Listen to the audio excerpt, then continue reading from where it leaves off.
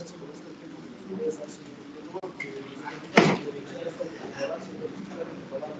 que vamos a aprender lo que es una sana doctrina, para que no engañamos con el luego cada vez a cada una de nuestras vidas, que continúes con el propósito que tienes con cada uno de nosotros.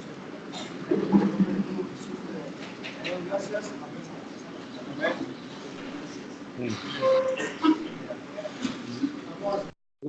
Qué bueno poder verles y estar de nuevo con todos vosotros. En esta noche yo quisiera poder hablarles sobre un tema que creo que es importante. Me refiero a la dependencia emocional. Como seres humanos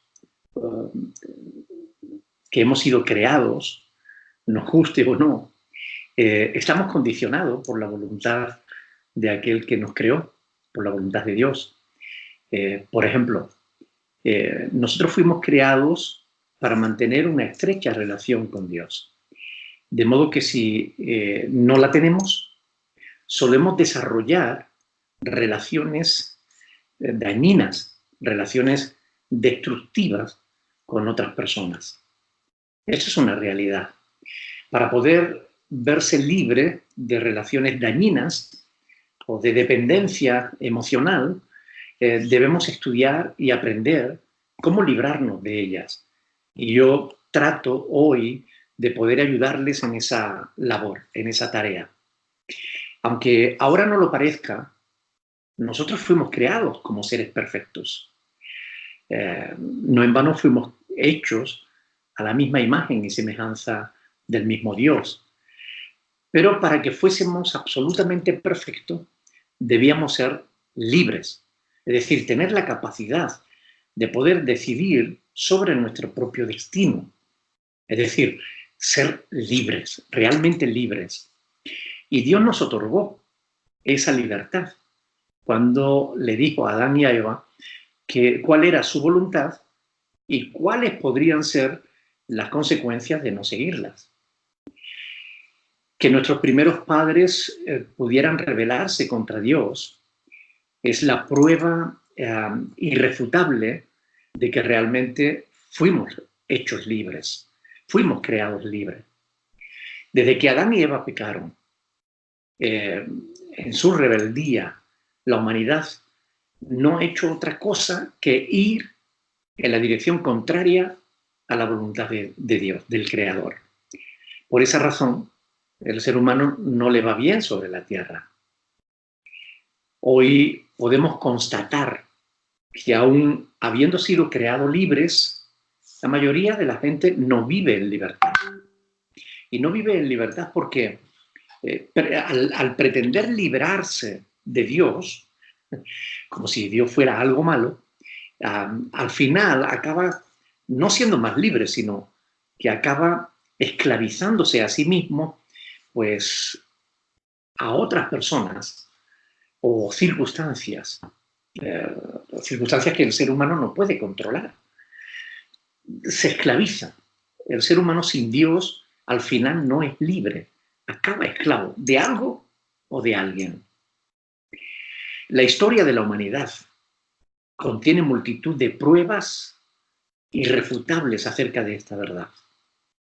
Lo curioso es que, según Dios revela en su palabra, los cristianos podemos dar fe de ello también. Nadie será jamás más libre que aquel que reconoce su condición de creado, de ser creado, y por tanto que tiene en cuenta que depende de Dios, del que le creó. Cuando uno es capaz de reconocer eso, es cuando empieza realmente su libertad. Yo quiero aclarar que cuando hablo de libertad o de esclavitud, ahora no me estoy refiriendo para nada al tema de las drogas, porque hay personas que jamás han probado la droga, ningún tipo de droga, y sin embargo son más esclavos, o tan esclavos o más, que aquellos que dependen de alguna sustancia química. Por ejemplo, ustedes saben cuántas personas solo viven para trabajar, o para su deporte, o para la fama, o para cualquier cosa, para la familia. Mucha gente se involucra en actividades pensando que eso le va a hacer libre y al final acaban esclavos de esas actividades. Hay personas que viven esclavos de sus sueños. Mucha gente dice, sueña a lo grande, lucha por tus sueños. Y gente que persigue, en muchos casos, una utopía que jamás consiguen, ¿no? Pero a la que viven atados, ¿no? Yo conozco, por ejemplo, a personas que han vivido toda su vida pensando en que van a ser un futbolista famoso y va a ganar dinero.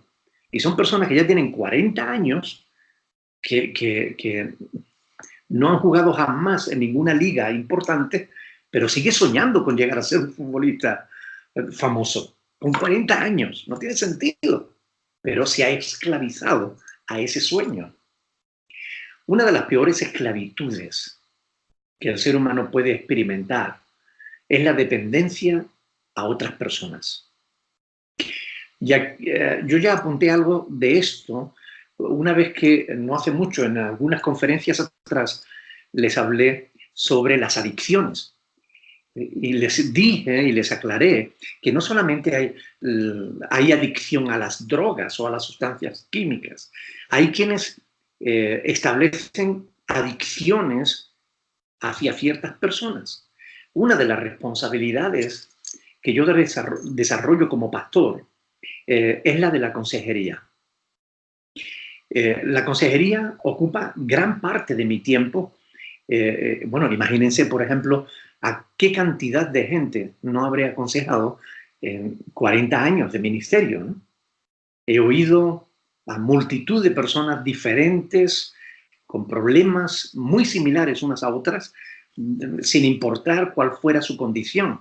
Si eran profesionales o si eran peones, si era gente intelectual o gente analfabeta, si era gente con dinero o sin él, da igual. La mayoría de los problemas de los seres humanos son muy similares de unos a otros. Ahora, en todo ese tiempo de consejería, yo he sido testigo de cómo muchas personas se atan y esclavizan a sí mismas y a su propio futuro a las decisiones no personales, sino a las decisiones que toman otras personas. Les voy a poner algunos ejemplos porque los ejemplos siempre nos ayudan a entender, ¿no?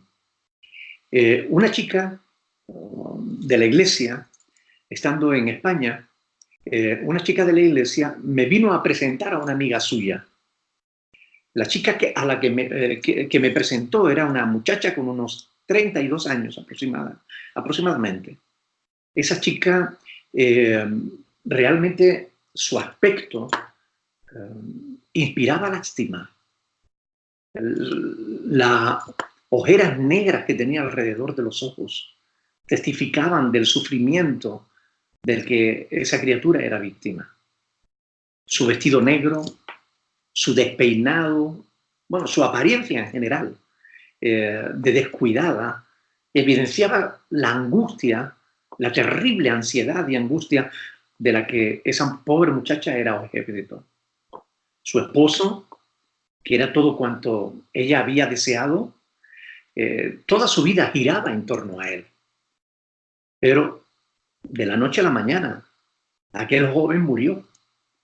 Y apenas si habían tenido la oportunidad de disfrutar de unos pocos años de matrimonio, y de repente el marido, a quien tanto amaba, le había sido arrebatado. El mundo se le hundió. Su vida era un continuo sufrimiento. Pasaba más tiempo llorando que durmiendo. La frase que más repetía es que no quería seguir viviendo. Decía que ya no tenía motivos para vivir. ¿Qué había pasado? Es decir, ¿por qué no quería seguir viviendo? La respuesta es fácil.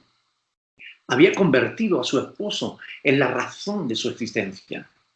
De manera que cuando le fue arrebatado, todos los cimientos de su vida se vinieron abajo. Ella tenía una auténtica dependencia emocional de su marido. Esta historia, que es real, La he visto en innumerables ocasiones. Un hombre que es abandonado por su novia o por su esposa se hunde en una depresión total, hasta el extremo de atentar incluso contra su propia vida.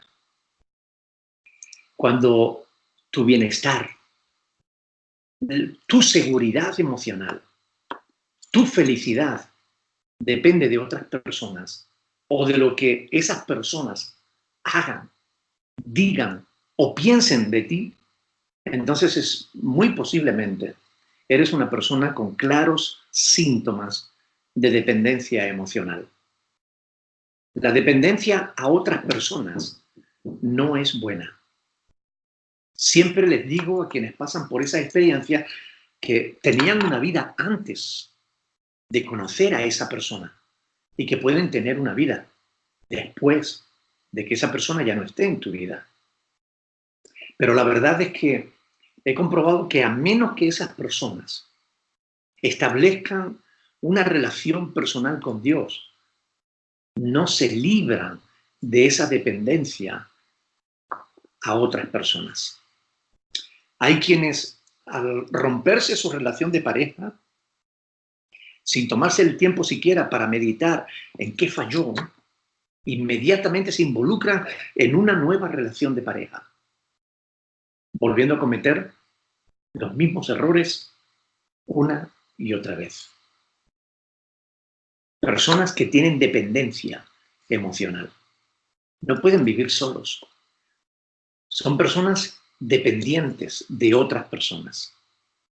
Si no tienen pareja, no se sienten realizados, como si le faltase algo en la vida.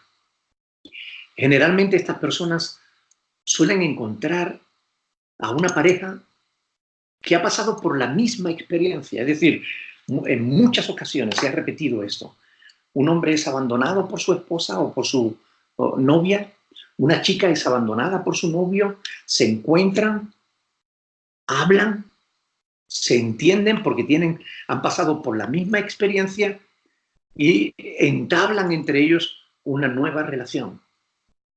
En psicología, a ese tipo de relaciones se llaman relaciones paraguas, porque surgen de una situación de vulnerabilidad, de una necesidad de ser amado, necesidad de sentirse acompañado, necesidad. Suelen, cuando tienen un problema y encuentran a alguien que les escucha y que además ha pasado por la misma experiencia, se sienten identificados y muchas veces, en multitud de ocasiones, confunden, ¿no? Se sienten aliviados, se sienten a gusto con esa persona que le entiende, hablan, se comprenden y acaban confundiendo esa comprensión con el amor. Y estas parejas no suelen durar mucho, porque suelen cometer los mismos errores que habían cometido en su anterior pareja, por lo que decía antes, porque no se han tomado el tiempo necesario para meditar en qué falló. Y estas personas suelen hacerse mucho daño los unos a los otros. Son personas dependientes emocionalmente. Tienen una necesidad excesiva de afecto, de ser queridos, y tratan de conseguir ese afecto a lo largo de sus relaciones de pareja, de sus diferentes relaciones de pareja. Muestran una clara resistencia a perder la fuente de su seguridad, la fuente de su afecto que constituye su pareja. Por lo cual muchas de esas personas, como digo, se involucran en nuevas relaciones que suelen ser autodestructivas. Todos los seres humanos, en algún momento de nuestra vida y en alguna circunstancia, solemos desarrollar dependencia emocional. Pero no todos son capaces de superar esa dependencia cuando se torna peligrosa. La persona que padece una dependencia emocional busca la seguridad que le falta en sí misma, la busca en otros.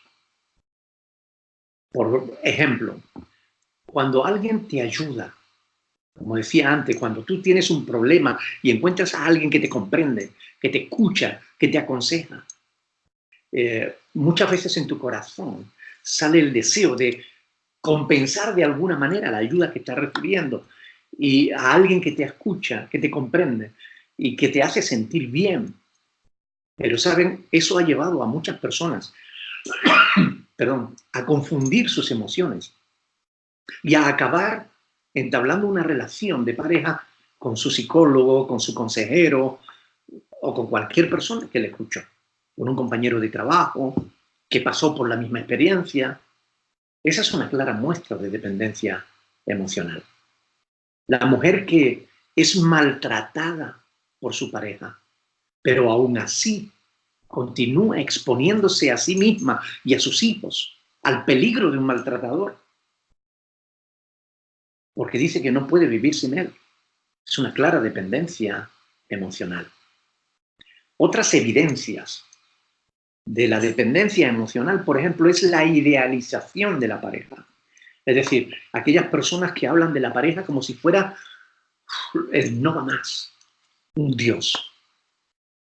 El excesivo apego a esa persona. Han visto que hay personas que están siempre con el móvil, ¿dónde estás? ¿Qué estás haciendo? ¿Cómo te va? No puede vivir si no sabe qué está haciendo su pareja, con quién está, qué está hablando, de qué está hablando. Necesidad de atención también del otro. Interpretan erróneamente el amor. Las personas que tienen dependencia emocional necesitan complacer al otro. Tienen un continuo sentimiento de vacío si no están con esa persona. Sienten pánico al abandono, más aún al rechazo. Y las consecuencias de la dependencia emocional son múltiples y todas negativas. La dependencia emocional lleva a la insatisfacción y lleva a la frustración, porque no se siente bien si no es con esa persona. Su comportamiento es absolutamente sumiso. Suele sentir celos patológicos, trastornos psicológicos, se podría decir como un síndrome de abstinencia, cuando no está con la persona a la que ama. Por ejemplo, siente ansiedad, angustia, se enfada, siente celos, porque tiene miedo a la soledad. Esa dependencia emocional suele causar falta de sueño, depresión, remordimientos, repetidas rupturas con su pareja, intentos de reconciliación, intento de sustitución, es decir, cuando su pareja lo deja, inmediatamente trata de encontrar una nueva pareja. Sienten abandono, culpabilidad, pérdida de identidad propia, se autoengaña, diciendo yo no puedo vivir si no es con. Sin el otro pierde sentido su existencia y eso es muy peligroso, porque eso lleva a intentos de suicidios. Por tanto, la dependencia emocional es peligrosa y esto es importante que lo entiendan. Ahora, lo más importante de este tema no es el problema en sí, describirlo, cuáles son las, digamos, las características o las consecuencias del problema, sino que lo más importante de esta cuestión es, bueno, ¿y cómo solucionar una dependencia emocional? ¿Cómo librarnos de la dependencia emocional? ¿Cuál sería la solución? Bueno, pues yo les voy a hablar de 3 pasos fundamentales, sencillos, que ustedes van a entender y que les pueden librar de cualquier tipo de dependencia emocional. El primer paso es reconoce que tienes un problema. Es decir, Si te has sentido identificado con alguna de estas cosas que he estado hablando, debes reconocer que necesitas ayuda. Podemos realizar terapia grupal al objeto de ayudaros si sois muchos los que os sentís identificados. Pero el principio de la solución está en reconocer que tenemos un problema.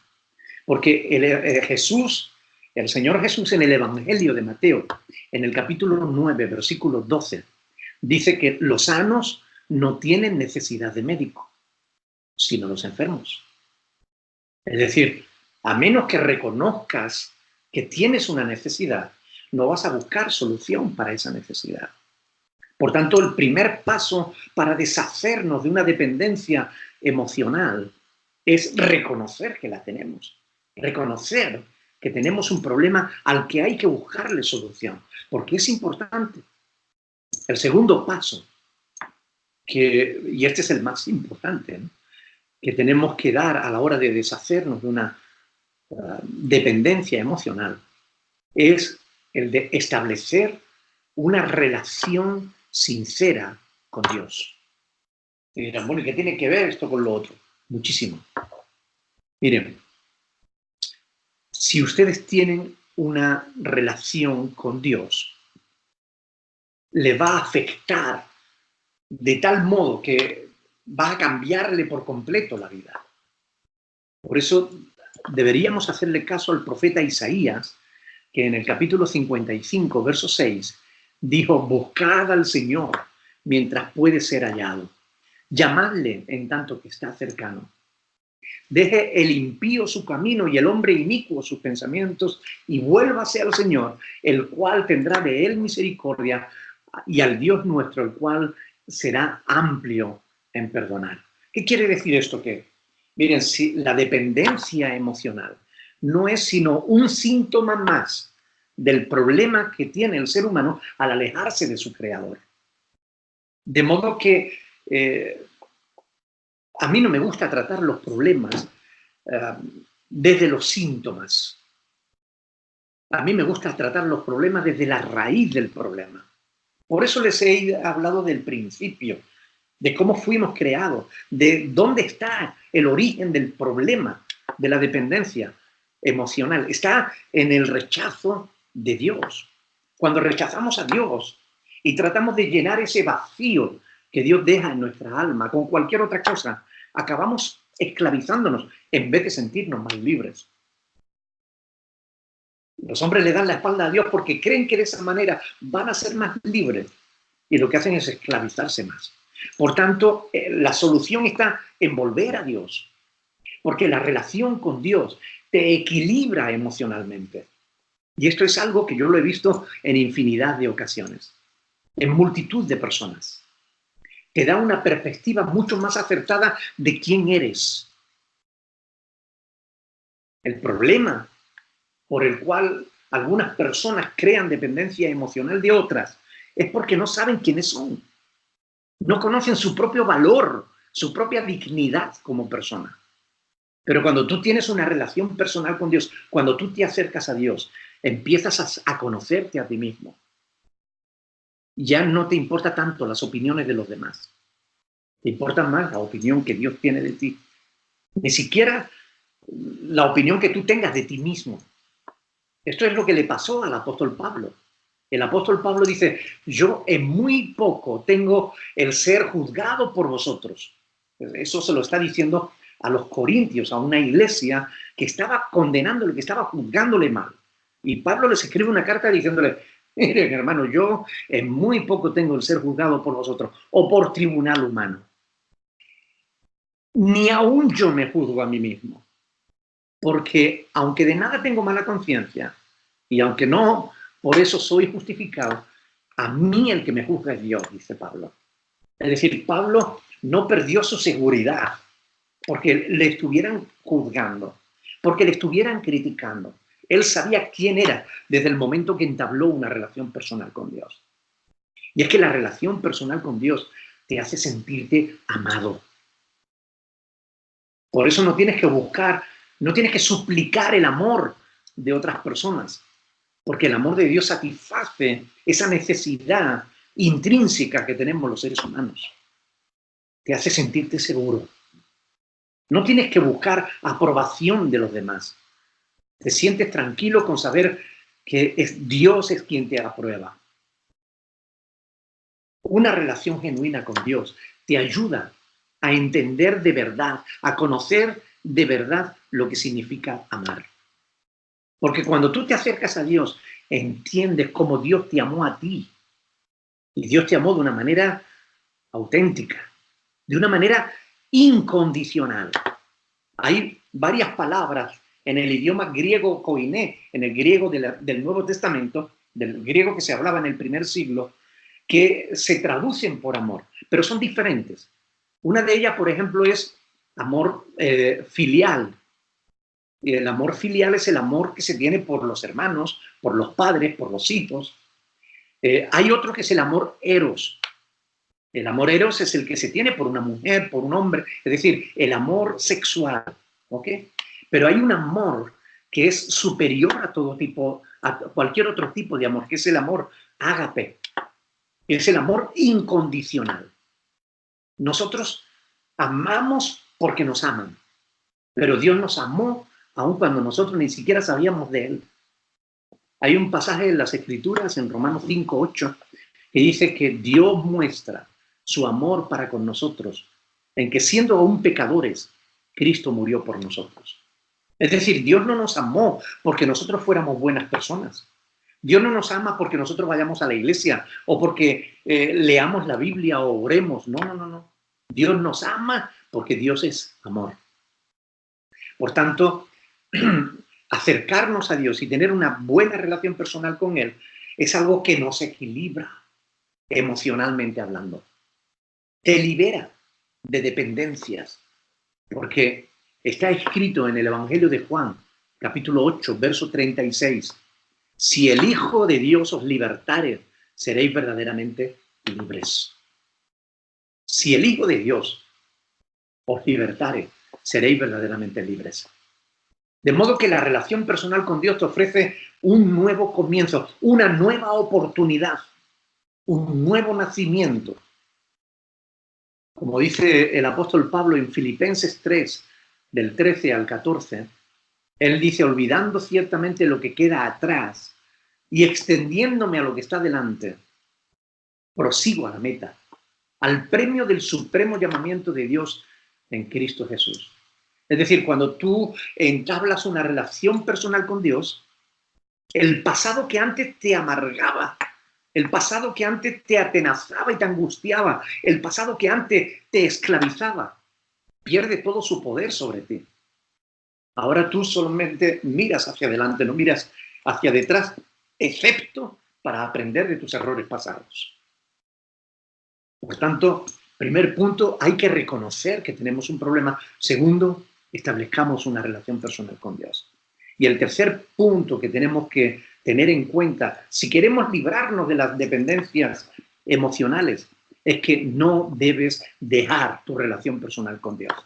Es decir, si quieres vivir en una auténtica libertad personal, debes mantener una única dependencia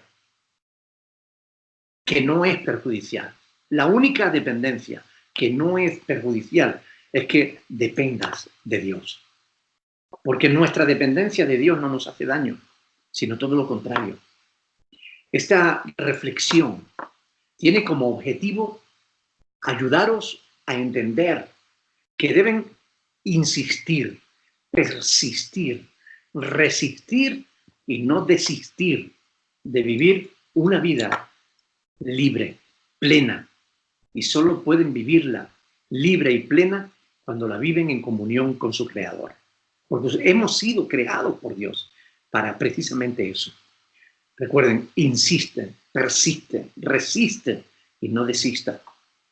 Quiero terminar con un pasaje de las Escrituras en el que el Señor Jesús usa una metáfora de una viña para dar una enseñanza. Está en Juan capítulo 15 y dice así, desde el versículo 1 en adelante. Juan capítulo 15, versículo 1. Dice, yo soy la vid verdadera y mi Padre es el labrador. Todo pámpano que en mí no lleva fruto, lo quitará. Y todo aquel que lleva fruto lo limpiará para que lleve más fruto. Ya vosotros estáis limpios por la palabra que os he hablado. Permaneced en mí y yo en vosotros. Como el pámpano no puede llevar fruto por sí mismo si no permanece en la vid, así tampoco vosotros, si no permanecéis en mí. Yo soy la vid, vosotros los pámpanos.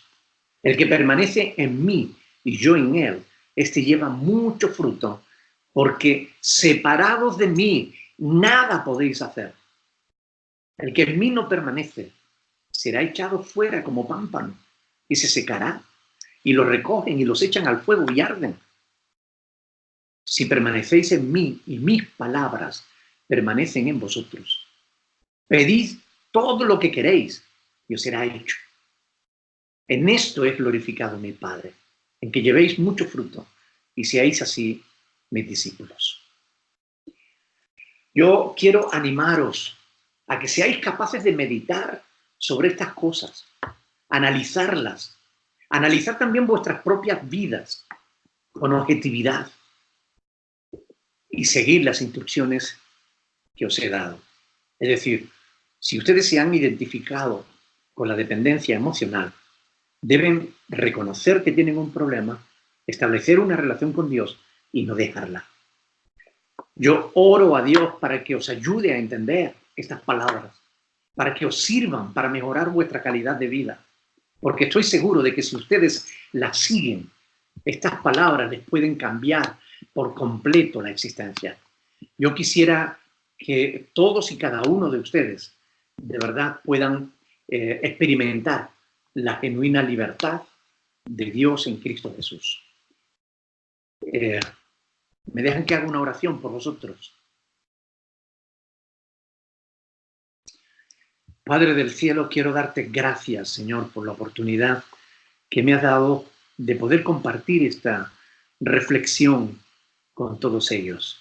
Quiero rogarte, Señor, que tu Espíritu Santo, que es espíritu de poder, pueda tocar las mentes y los corazones de todos y cada una de las personas que están ahí, para que puedan entender tu palabra.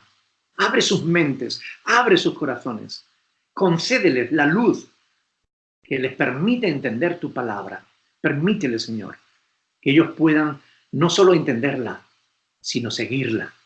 Te lo ruego en el nombre de Jesús, para tu gloria, Señor, y para el beneficio de todos ellos. En el nombre de tu Hijo amado. Amén. Amén. Bien, ahora sí, si tienen alguna pregunta, me gustaría poder responderla con la ayuda del Señor.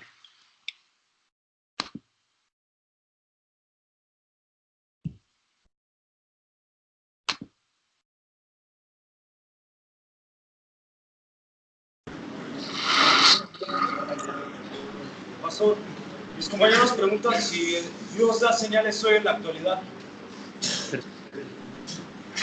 Mis compañeros se preguntan si Dios da señales hoy en la actualidad. Si Dios hace señales hoy en la... Bueno, en cierta ocasión, una mujer que venía a nuestra iglesia me dijo, pastor, yo no voy a venir más a esta iglesia. Y yo le dije, ok, pero ¿me puedes decir por qué? Y ella me dijo, porque yo no veo aquí milagros. Yo le dije, ok, ¿tú no ves las vidas cambiando? ¿No ves matrimonios rotos que se recomponen? ¿Familias que estaban desunidas y que se unen? ¿Vidas cambiadas? ¿Personas que padecían de adicciones que ya no tienen? Si esos no son milagros, ¿qué tipo de milagro buscas? Yo creo que ahí es donde está el quid de la cuestión. A veces pensamos que Dios está donde hay mucho ruido, donde la gente salta, brinca, se mueve estrambóticamente y muchas veces el ruido no es más que eso, ruido.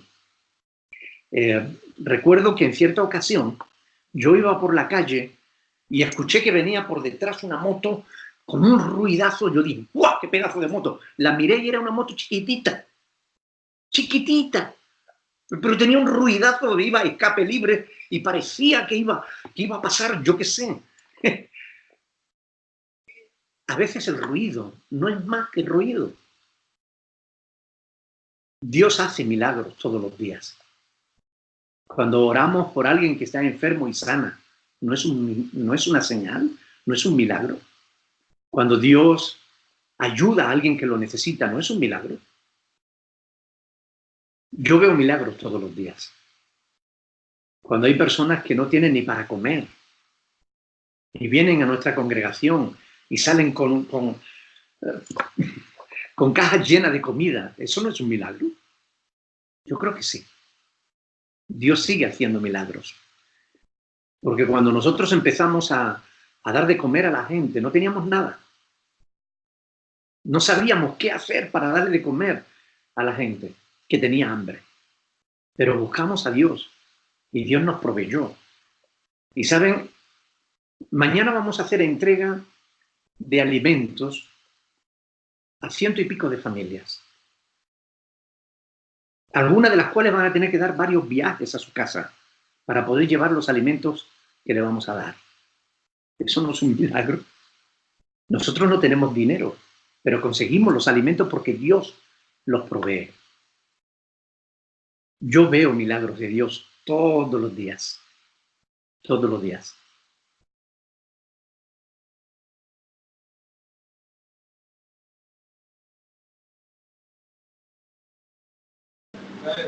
Edgar.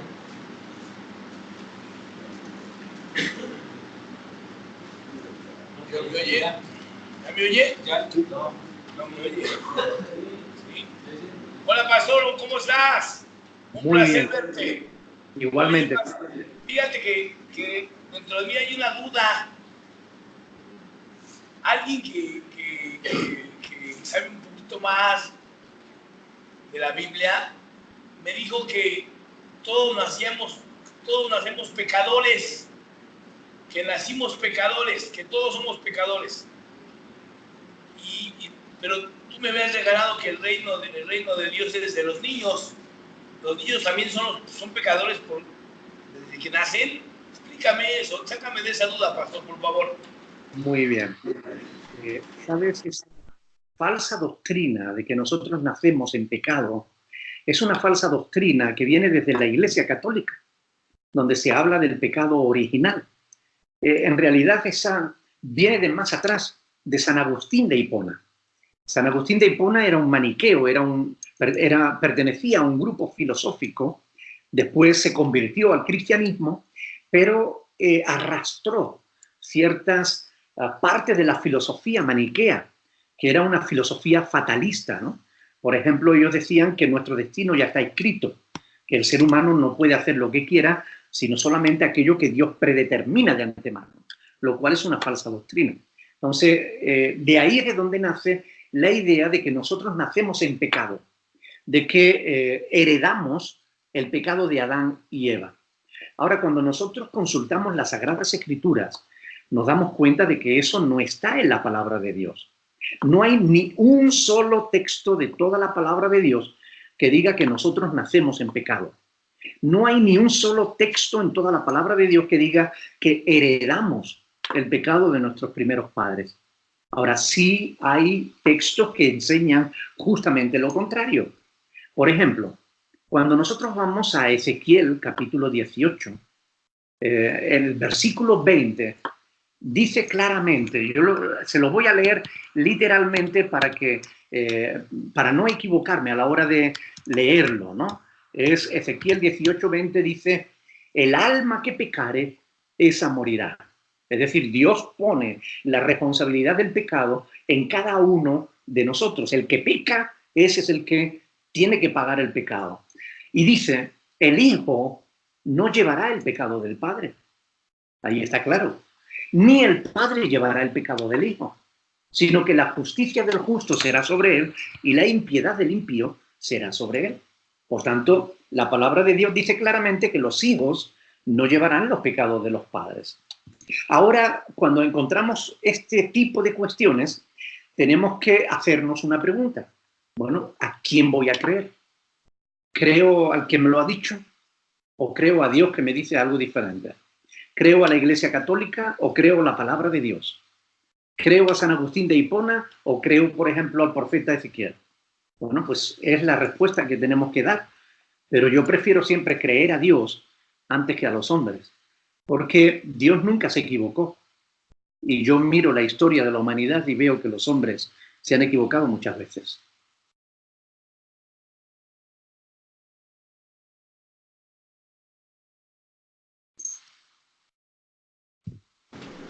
Gracias, pastor. Estaba oyendo de las dependencias. Fíjate que varios de nosotros, porque yo lo viví anteriormente, y más cuando mi fuga era la drogadicción, dentro de mi drogadicción, la celotipia se desparramó en mí. Era muy celoso. Pero fíjate que me sorprende porque hay muchachos aquí que han dejado de drogarse, que están sirviendo y siguen con esa celotipia a la mujer, esa dependencia. ¿Cómo podría ayudarlos más a ellos por medio de la palabra, la celotipia? La dependencia, bueno, sabemos que emocionalmente necesitamos alguien quien nos apapache, que nos diga te amo, pero bueno, hasta ahí no hay problema. Busquen una buena mujer que llegue la mujer, pero su celotipia, ¿cómo podrían manejarla ellos? ¿Por qué esa desconfianza? ¿Por qué ese atosigamiento a la mujer? ¿Con quién hablas? ¿Con quién chateas? ¿Qué estabas haciendo? ¿Cómo podríamos ayudarlos, pastor, por medio de la palabra, para esos celos tan enfermizos? Bueno, en primer lugar, y algunos son hasta agresivos. Sí. En primer lugar, aclarando que los celos no son... hay personas que piensan, ¿no?, que si alguien me cela es porque me quiere. No, al contrario. O sea, los celos no son una demostración de amor, sino justamente de lo contrario, de desconfianza. Es una demostración de egoísmo, porque ve a la otra persona como propiedad mía. ¿Ok? Por tanto, es una distorsión de la realidad. Ahora, ¿por qué se cela? Bueno, hay un refrán que lo expresa. Dice que el ladrón cree que todos son de su condición. Es decir, como el celoso sabe que no es fiel, piensa que su pareja tampoco lo es. Entonces, lo que está es proyectando, eso es su pecado en la vida de la otra persona. Cuando mira a la otra persona, no la ve tal como es, sino como él es. Por eso la cela. Eso está mal. Las personas no son nuestra propiedad. ¿Cómo superar ese problema? Bueno, pues siguiendo los 3 pasos que yo he compartido en esta noche, ¿no? Primero, reconociendo que tenemos un problema. Segundo, estableciendo una relación con Dios que va a equilibrarnos emocionalmente. Y tercero, no dejando esa relación para que no volvamos a desequilibrarnos emocionalmente. Si seguimos esos 3 pasos, vamos a afrontar ese tipo de problema y lo vamos a superar sin dificultad. ¿Ok?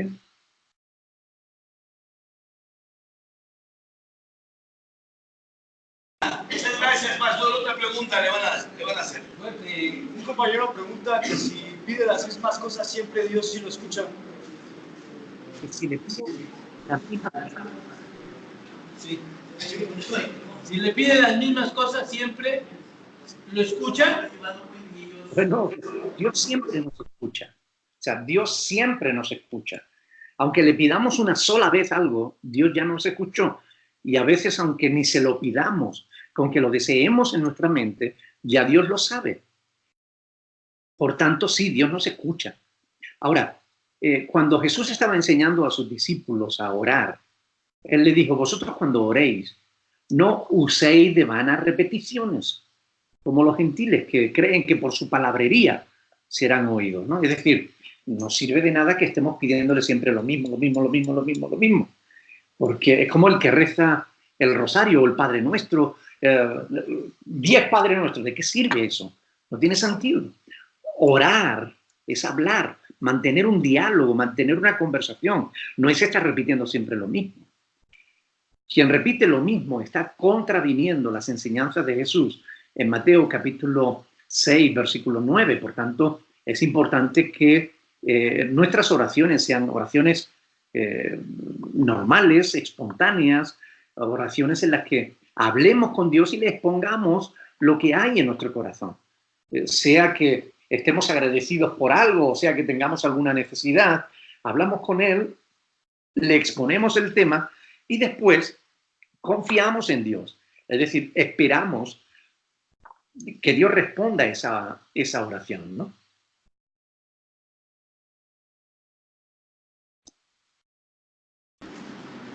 Hay un compañero que dice que si le puede explicar lo que quiere decir Oseas capítulo 3. Alguien está leyendo. Oseas es un poco complicado.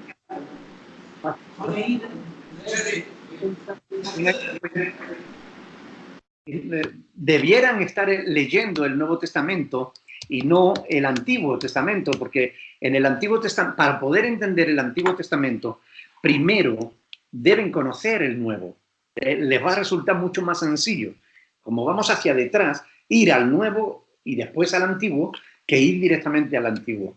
Pero bueno, Oseas capítulo 3, ahí lo que está hablando es que Dios llama al profeta Oseas para que darle una lección a su pueblo. El pueblo de Israel estaba siendo infiel a Dios, no estaba siguiendo los mandamientos de Dios. Y entonces Dios se lo quiere hacer ver al pueblo. Como el pueblo sabía que Oseas era un profeta de Dios, pues Dios le dice, mira, ve, tómate a una mujer que sea ramera, prostituta, y cásate con ella, ten hijos con ella, etcétera, ¿no? Y a través de eso, de esa relación con esa mujer después abandona al profeta y después Dios le dice al profeta, vuelve otra vez a buscarla, tráela contigo, para mostrarle al pueblo que Dios está así, como si Israel fuera esa prostituta y el profeta fuera Dios, ¿no? Que está detrás de Israel diciéndole, por favor, no me sean infieles, ¿no? Eso es lo que está tratando todo el libro de Oseas y concretamente el capítulo 3 también, ¿no?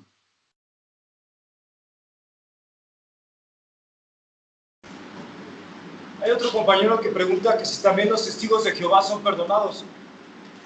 Bueno, yo no puedo perdón, porque la palabra de Dios dice en Juan capítulo 5, verso 22, que los juicios lo ha dado el Padre al Hijo. Por tanto, es Cristo el que tiene que hacer ese tipo de juicio, ¿no? Yo no conozco el corazón de cada uno de ellos como para saber si será perdonado o no, porque no conozco el corazón, no sé si hay arrepentimiento de sus pecados, ¿no?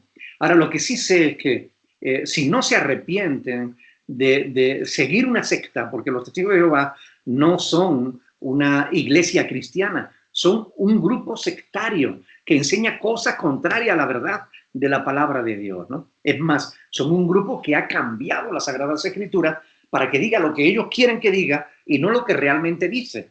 Por tanto, a menos que se arrepientan de sus pecados, van a ser condenados, como les pasará a los adventistas y a cualquier otro que se aparta de la verdad y que no está en la verdad de la palabra de Dios, ¿no? Por tanto, el Testigo de Jehová es un grupo sectario. Enseñan, por ejemplo, pues, bueno, ustedes saben, ¿no? Que ellos, por ejemplo, si un familiar suyo está enfermo y necesita una transfusión de sangre, prefiere que se muera antes de darle una transfusión, ¿no? Porque toman un texto en el que Dios le está diciendo al pueblo de Israel que no coma carne con sangre, ¿ok? Porque en aquella época no había neveras, no había electricidad. Entonces, cuando hacían una matanza, cuando mataban o sacrificaban un animal para comerlo, lo primero que se corrompe en un animal muerto es la sangre. Si no lo desangraban bien, al día siguiente lo que hubiera quedado del animal, pues se lo comían y enfermaban. Entonces Dios le da unas instrucciones dietéticas, unas instrucciones de cómo tenían que desollar al animal, desangrarlo totalmente, etc. Y ellos toman un texto que habla de eso, de que no deben comer carne con sangre, y lo aplican al hecho de que dice, no, es que si tú estás enfermo en un hospital y no puedes comer, te ponen un suero, y entonces tú comes a través de la vena. Entonces, si te ponen sangre, tú estás comiendo sangre. Por Dios, qué estupidez. Dios no está hablando de sangre humana, ni está hablando de transfusiones. Está hablando de no comer carne con sangre, carne animal, con sangre. En fin, es una pena, ¿no? Pero hay muchos testigos de Jehová que han perdido la vida por causa de esa estupidez, ¿no? De una falsa doctrina que no tiene sentido. Con que se tomaran 5 minutos para entender lo que están leyendo, sabrían que les están engañando. Pero así son los grupos religiosos que son sectarios, ¿no? Dios tenga misericordia de ellos y los saque de ese error. Que no es el único, por cierto, ¿no? Tampoco creen ni creen muchas cosas que la palabra de Dios enseña, ¿no? Por tanto, son un grupo que es una secta que enseña falsas doctrinas.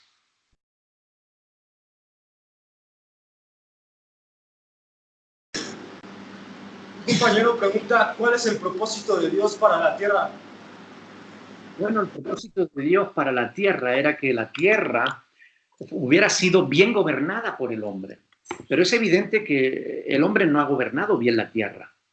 Es más, el hombre está destruyendo este planeta hermoso que Dios creó. Aún a pesar de toda la corrupción, los millones de seres, de especies de animales que han desaparecido, a pesar de la tala masiva de árboles, a pesar de la contaminación terrible de los océanos, de nuestra atmósfera, a pesar de todo eso, todavía hay veces que ante una puesta de sol o un amanecer nos quedamos embobados viendo la creación de Dios. Pero es cierto, estamos destruyendo esta tierra. Por tanto, el propósito de Dios para esta tierra está escrito en 2 de Pedro, capítulo 3. Ahí el apóstol Pedro relata que esta tierra que ahora existe ha sido reservada por Dios para juicio. Y esta tierra será destruida. Va a llegar el tiempo, el día en que esta tierra será destruida. Porque Dios está creando nuevos cielos y nueva tierra, en los cuales ya no habrá pecado, ni habrá maldad, ni enfermedad. Una tierra nueva, un cielo nuevo y una tierra nueva, en los cuales mora la justicia. Para todos aquellos que quieran realmente creer en Dios y vivir con Dios por toda la eternidad. Así que el destino de esta tierra ya está prefijado y tiene fecha de caducidad, aunque ninguno sepamos cuándo es esa fecha, ¿no? Pero que cada vez estamos más cerca, sin duda, porque la maldad del hombre es mucha en la tierra. Y esa era una de las grandes señales que habían de cumplirse, como también otras que ya se están viendo en nuestros días.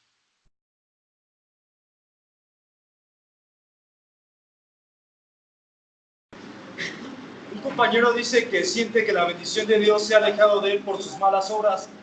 ¿Qué obras o qué acciones debería tomar para que la bendición de Dios regrese a él?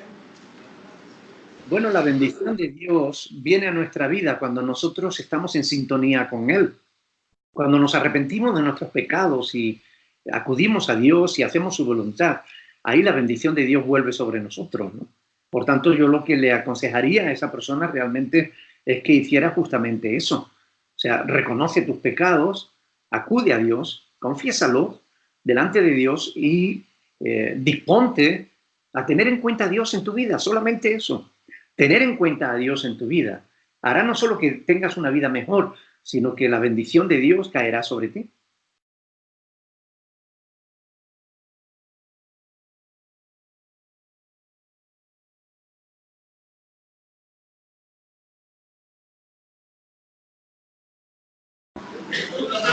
Un compañero dice que ¿por qué se le hace más fácil hacer cosas malas que buenas? Porque todo lo que nos arrastra justamente hacia el mal.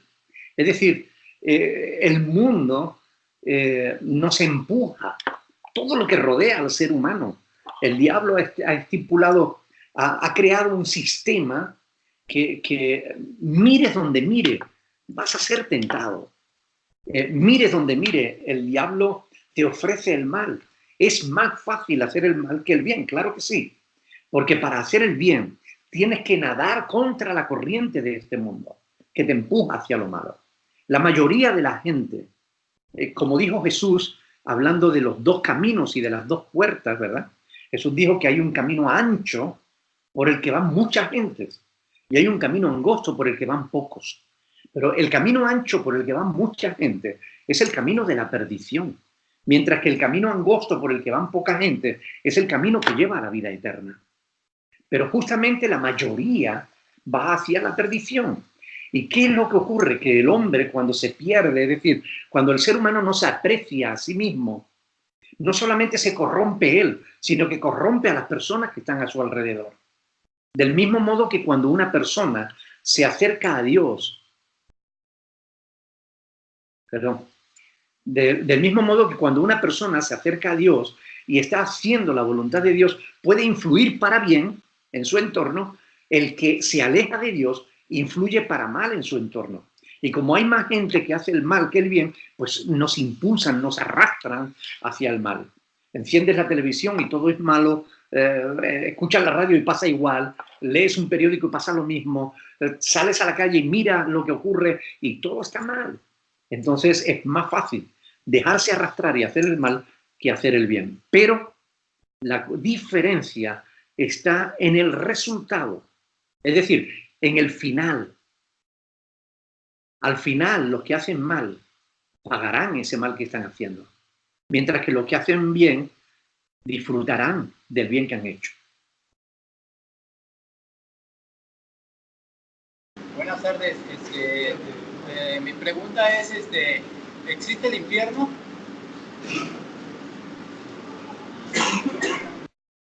Y es la exclusión de la gloria de Dios.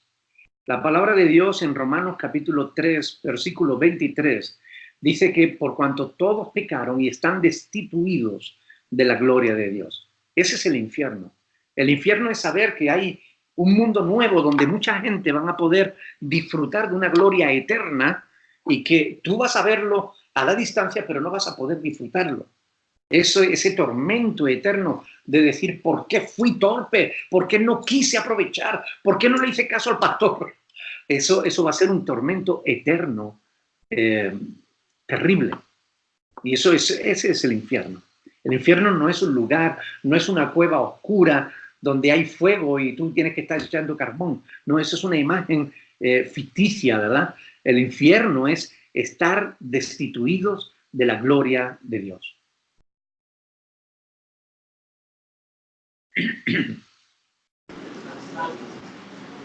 Hola, pastor, ¿cómo estás? Dios lo bendiga.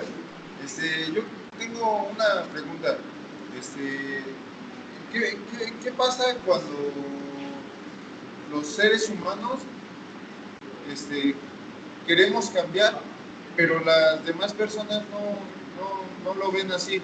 O sea, siempre quieren estar juzgando, siempre quieren estar blasfemando, o sea, vaya en contra de ti, pero tú ya estás haciendo el cambio conforme a Dios.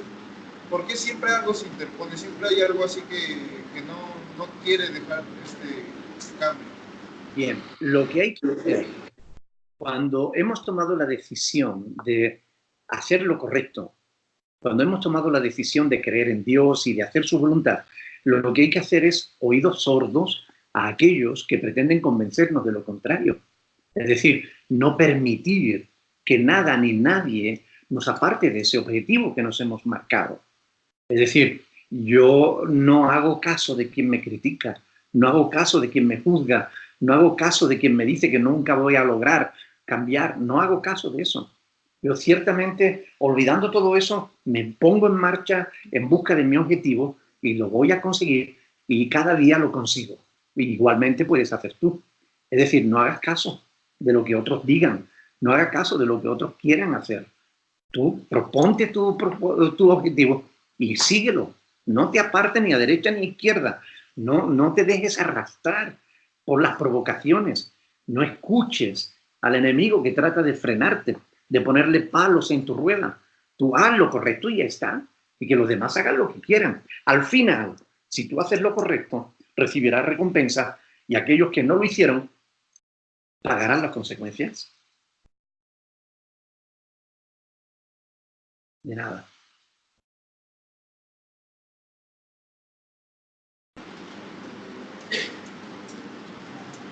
Un compañero dice que sí es cierto que el Papa dijo que la Virgen de Guadalupe no existió. ¿Y por qué? Bueno, no sé si será cierto o no. Yo lo he visto publicado, pero no sé si realmente lo dijo o no.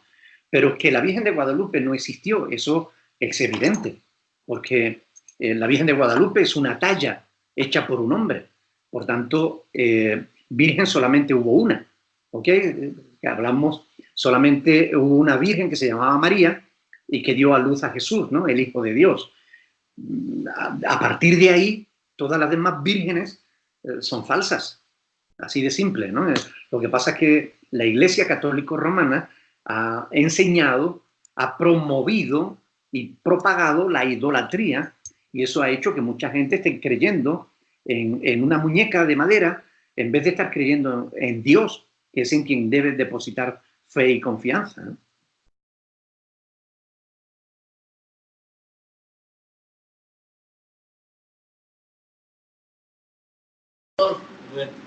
Don Martín, yo le quiero hacer una pregunta.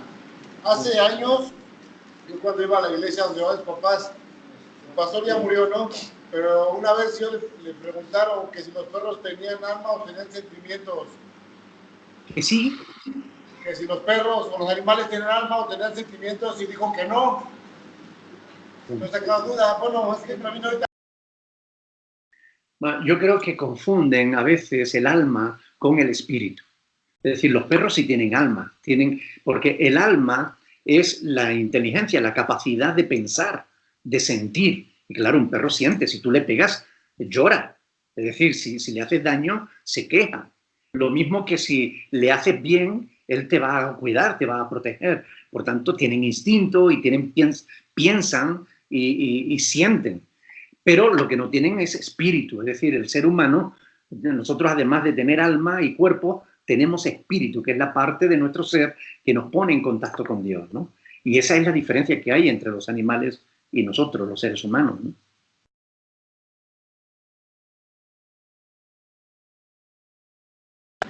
Ya no se oyó, pastor, no se escuchó. Ah, perdón. No se oye. ¿No se oye? ¿Me oyen o no? Sí, ya está parpadeando. ¿Ya se acabó la pila? No la sales así. ¿Ah? A ver ahí. No. Espérame. Vale, esperamos un poquito. ¿Ya tiene pila? A ver. Se acabó la pila. ¿Se acabó la pila? Ya pasó. Okay. Se le acabó la pila a la bocina. Pero sí se escucha por aquí. A ver. Bueno, decía, por si acaso se me escucha, decía que a veces se confunden cuando confunden el alma con el espíritu. Es decir, los animales no tienen espíritu, que es la parte del ser humano que le pone en contacto con Dios, pero los animales sí tienen alma, porque el alma es la capacidad de pensar. Los animales piensan, la capacidad de sentir. Los animales sienten. Los animales, si tú tratas bien a un animal, ese animal te va a cuidar, te va a proteger, va a estar de tu lado. Si lo tratas mal, va a huir de ti. Es decir, no solamente tienen instintos de conservación, sino que piensan. Si tú le enseñas, hoy precisamente vi un vídeo en el que un hombre acostumbró a su perro a obedecerle. Oye, tráeme una cerveza. Y el perro tira de la puerta, le coge la cerveza y se la lleva en la boca al amo. Y le dice, tráeme la zapatilla, y va y le trae la zapatilla. O hazme esto, y va y se lo hace, ¿no? O tira la lata a la basura, y va el perro y tira la lata a la basura. Es decir, los perros sí piensan, tienen pensamiento, tienen sentimiento, pero no tienen espíritu, que es la parte que tenemos los seres humanos y que nos sirve para relacionarnos con Dios, ¿no?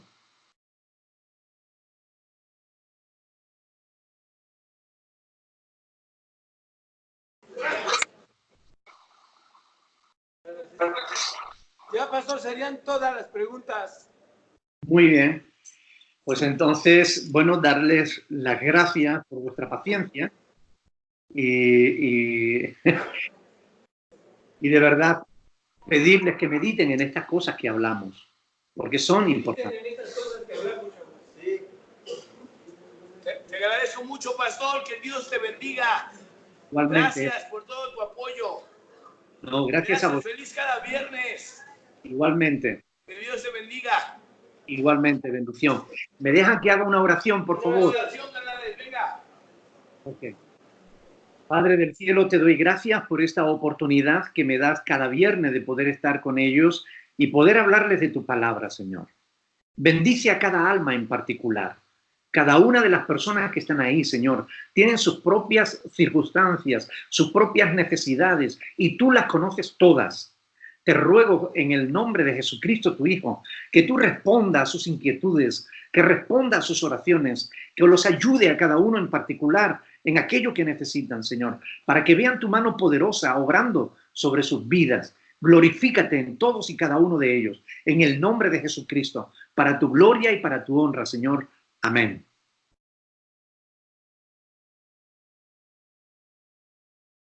Amén. Ya, pastor. Dios le bendiga, mis hermanos. Chavos. Bendiciones. Gracias. Bendiciones. Dios les bendiga. Gracias, Pedro. pastor. Hasta luego. Pedro, igual. Bendición. Hasta luego. Chao.